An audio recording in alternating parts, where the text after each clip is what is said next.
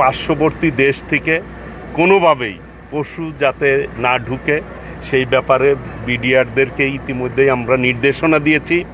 Meet processing centre থাকা উচিত প্রত্যেক জেলাতে। আমাদের পর্যাপ্ত পরিমাণে আমাদের পশু গরু মজুত রয়েছে। চাহিদার তুলনায় প্রায় 23 লক্ষ গবাদি পশু আমাদের বাড়তি রয়েছে।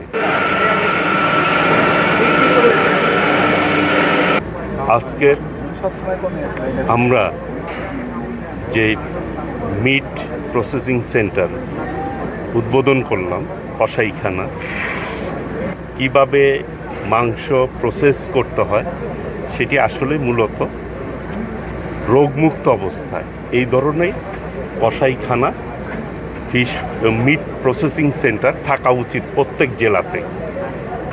কারণ আমরা যত্রতত্র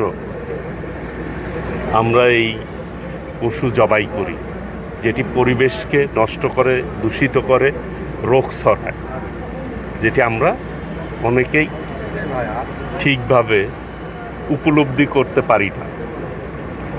আমাদের এই প্রকল্প আমরা যেটা চিন্তা করেছি, মাননীয় প্রধানমন্ত্রী দেশনায়ক তারেক রহমান খাদ্য নিরাপত্তার ব্যাপারে যথেষ্ট সচেতন রয়েছেন উনি, এবং এই বাংলাদেশের প্রান্তিক জনগোষ্ঠী, কৃষকরা এবং ভোক্তারা যাতে করে সঠিক মাংস খেতে পারে, সেই জন্য এই উদ্যোগ।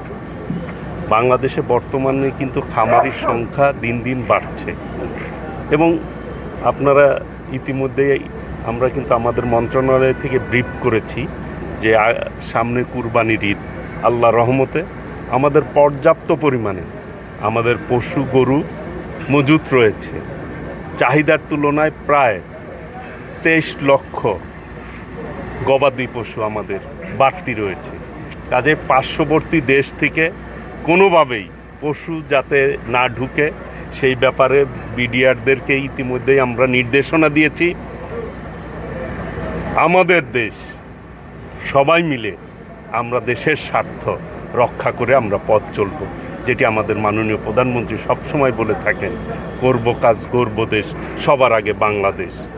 কাজেই আমরা এই দেশের উন্নয়নের জন্য, এই দেশের অগ্রগতির জন্য আমরা আমাদের মাননীয় প্রধানমন্ত্রী দেশনায়ক তারেক রহমানের নেতৃত্বে এগিয়ে যাব এবং বাংলাদেশকে একটি আধুনিক বাংলাদেশ গড়ে তুলব ইনশাআল্লাহ।